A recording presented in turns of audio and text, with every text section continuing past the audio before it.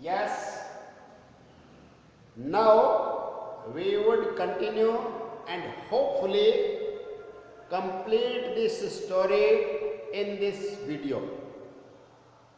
ये जो that child है, ये कहानी हम इस वीडियो में पूरा करने का प्रयास करेंगे. यस, हम लास्ट वीडियो में यहाँ पे थे कि Gomti ran away because of this fear, कि गोमती इसी भय के कारण भाग गई. I said Gomti if you are not happy with me leave me. मैंने कहा था, क्या कहा था कि गोमती अगर तुम मेरे साथ खुश नहीं हो तो तुम मुझे छोड़कर जा सकती हो. I'll go away and never come to you again. कि मैं चला जाऊंगा और कभी वापस नहीं आऊंगा.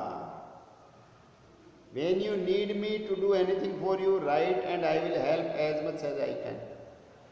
देखो, इससे ज्यादा तो और आदमी क्या, कि अगर तुम्हें पसंद नहीं है तो मैं चला जाऊंगा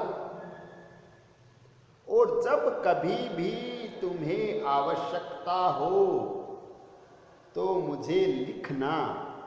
ये बेटा वो युग है जब सूचनाएं पत्रों के द्वारा भेजी जाती थी. सूचनाएं पत्रों के द्वारा भेजी जाती थी.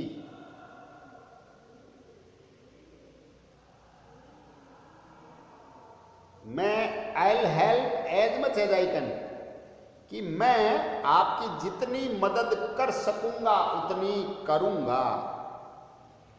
आई have no complaint against you.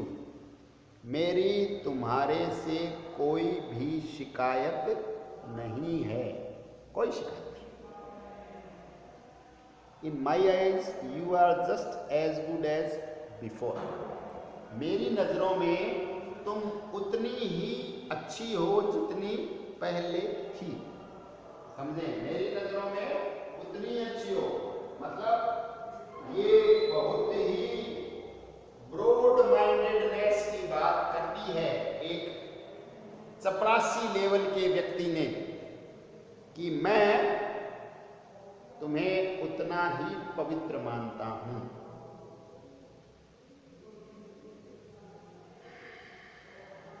I still love you as much. No, I actually love you more. कि मैं तुम्हें अभी भी उतना ही प्यार करता हूं. और फिर क्या कहता है? नहीं, मैं तुम्हें पहले से भी ज्यादा प्यार करता हूं. I actually love you more, कि वास्तव में तुम्हें ज्यादा प्यार करता हूं. But if your heart has not turned away from me, then come with me. अगर तुम्हारा हृदय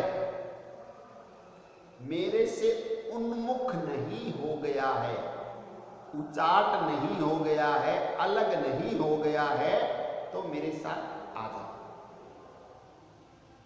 अन्यथा योर स्वीट विल, आपकी इच्छा है. Gangu will not be unfaithful to you as long as he lives. Gangu जब तक जिएगा बेवफाई नहीं करेगा, आपके प्रति कभी भी अनफेथफुल नहीं होगा. गंगू आपके प्रति हमेशा वफादार ही रहेगा.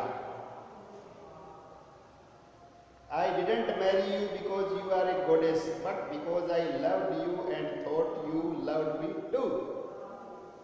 मैंने तुमसे इस कारण शादी नहीं की थी कि तुम एक देवी हो, पर I loved you and thought you loved me.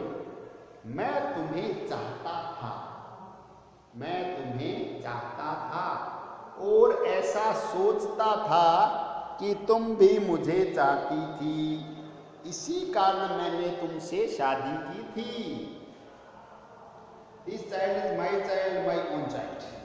ये बच्चा मेरा बच्चा है, मेरा खुद का बच्चा है. I bought a field and will I refuse the crop because someone else sowed it? बड़ा पूरे विश्व के पुरुषों के लिए खास तौर से उनके अहंकार को ठेस लगने वाला कि मैंने कोई खेत खरीद लिया, ठीक है, या मैंने कोई खेत ले लिया, अब मैं उसकी फसल को इस कारण अपनाने से या लेने से मना कर दूं कि वो किसी और ने बोई थी। फसल तो फसल है। देखिए बड़प्पन की पराकाष्ठा कि खेत में जो फसल है वो फसल है, वो किसी ने भी बोई हो, पर है तो फसल। So saying, he burst out laughing. ऐसा कहते हुए वो एकदम फूट पड़ा हंसी में, उसके ठहाका निकल गया कि साहब ऐसे होता है, खेत ले लिया तो उसकी फसल तो उसके साथ ही है।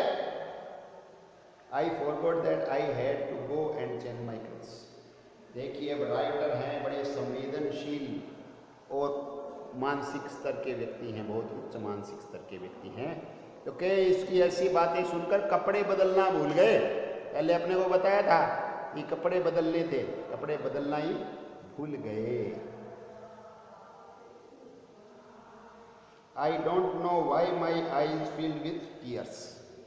ये राइटर कह रहे हैं मेरे को पता नहीं क्यों मेरी आंखें आंसुओं से भर गई। Some unknown power subdued my mental disgust and made me extend my hands. Unknown power, देखिए पहली बार ईश्वरीय शक्ति का यहाँ जिक्र आया है। Subdued my mental disgust, subdued का मतलब होता है विजय प्राप्त करना इस पर।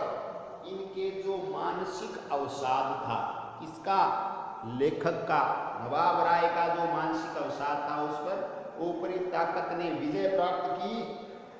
made me extend my court। आप लोगों को पता होगा बेटा, make, have, get positive verbs होती है, कोई से काम करवाने के लिए है। made me मेरे से करवाया, extend my मेरे हाथ बढ़वा दिए, किसी ऊपरी सत्ता ने मेरे हाथ आगे करवा दिए। I took that unblemished child in my lap and kissed it, perhaps more lovingly than I have ever kissed my own children। हाथ आगे बढ़ा दिए और मैंने उस बच्चे को हाथ में लिया, बहुत ज्यादा स्नेह से भरा हुआ उसको किस किया, उसको चूमा, अपने खुद के बच्चों से भी ज्यादा, my own children, मेरे खुद के बच्चों से भी ज्यादा मैंने उस बच्चे को लाड लड़ाया, किसी ईश्वरीय प्रेरणा से। Gangu said sir you are a very good person. Gangu क्या बोला कि आप साहब बहुत अच्छे आदमी हैं।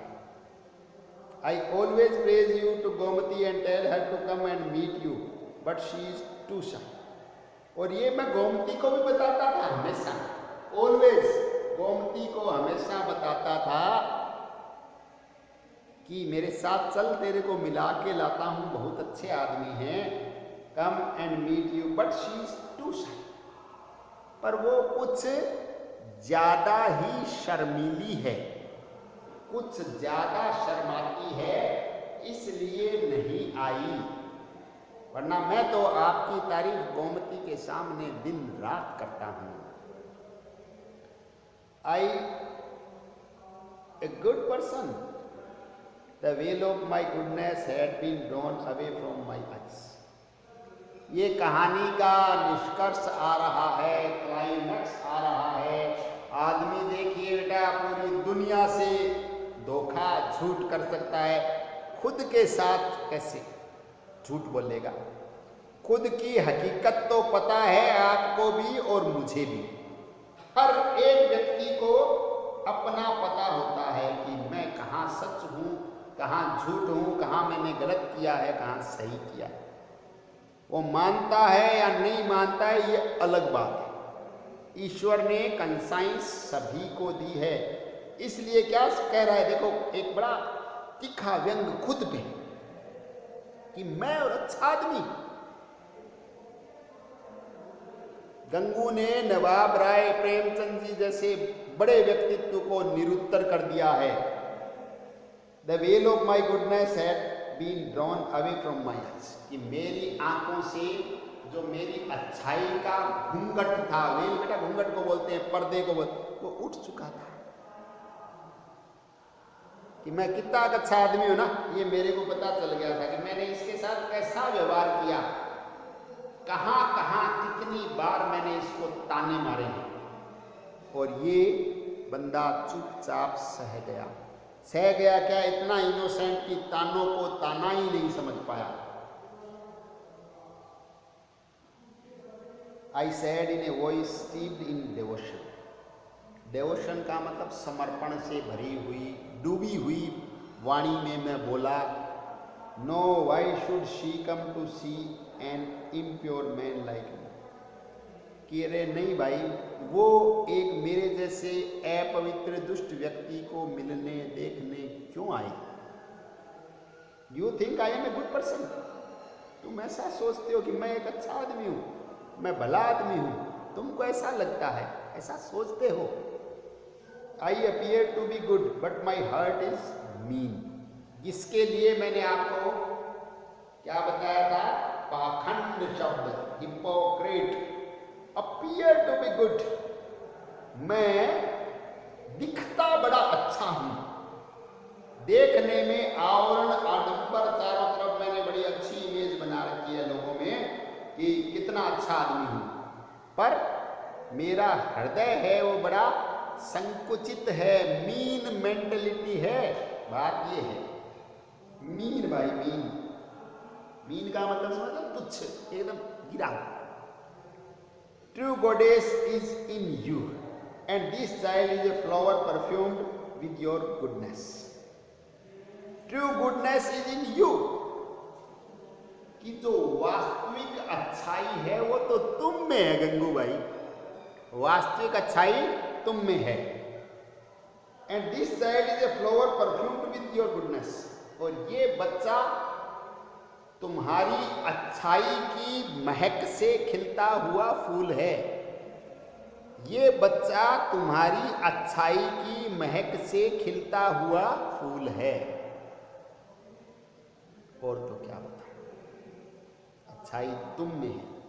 देखिए, beauty lies in the eyes of beholder, beauty lies in the eyes of beholder, not in things, that is understood. ये अंडरस्टूड है, ये सिर्फ इतना बोला जाता है कि beauty lies in the eyes of beholder. इस संदर्भ में समझने का प्रयास करना। Holding the child to my breast I went with Gangu, बच्चे को मेरे सीने से लगाए हुए, बच्चे को मेरे सीने से लगाए हुए मैं गंगू के साथ चला गया। कहाँ, जहां गोमती जैसा तीर्थ था, उस तीर्थ स्थल के दर्शन करने नवाब राय प्रेमचंद जी स्वयं चलकर गए।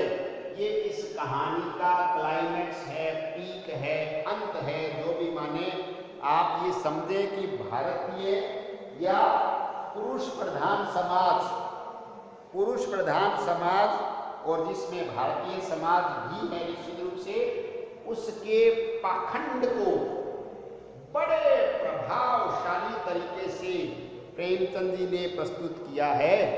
इसीलिए वो कहानी सम्राट कहलाता है। यद्यपि कैरेक्टर लेखक के द्वारा दी गई वाणी से ही बोलता है, पर उन्होंने गंगू का कैरेक्टर इतना जीवंत गढ़ा है कि लोगों की मेमोरी में वो रच बस गया है। यही उनकी सफलता का बड़ा कारण है। आम आदमी को, कॉमन मैन को, लोएस्ट स्टेटा को हीरो बनाकर प्रस्तुत करना है, उसके माध्यम से मानवीय मूल्यों को स्थापित करना है। I hope you have understood. If any query, any problem regarding this story is there, you can contact, you can consult. We would start a next topic in next week. I hope you would learn. Thank you very much.